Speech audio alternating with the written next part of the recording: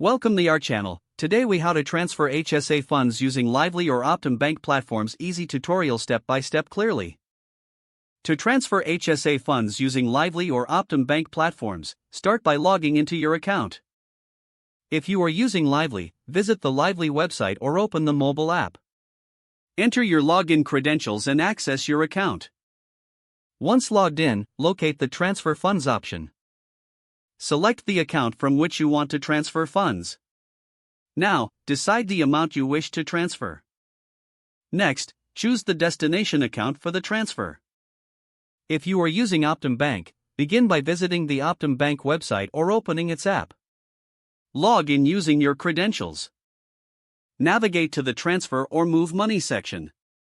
Select your HSA account to begin the transfer process. Input the dollar amount you would like to transfer. Confirm the destination account for the transfer. Review all details to ensure they are correct. If everything looks good, initiate the transfer. Wait for the confirmation notification indicating that the transfer has been successfully submitted. Keep an eye on your accounts to verify that the funds have been moved as intended. Follow up if necessary by checking transaction history in both accounts. This process will ensure your HSA funds are transferred smoothly.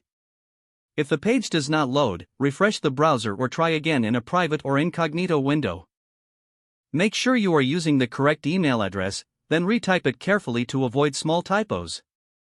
If your password is not accepted, use the reset option and create a new strong password you can remember.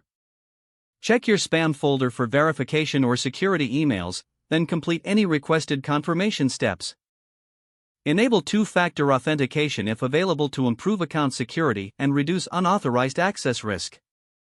After signing in, review your profile details so your contact information and settings are accurate and current. If you see an error message, note it down and try again after restarting your device and internet connection. Log out when you finish, especially on shared devices, to keep your account and payment information secure. If the page does not load, refresh the browser or try again in a private or incognito window.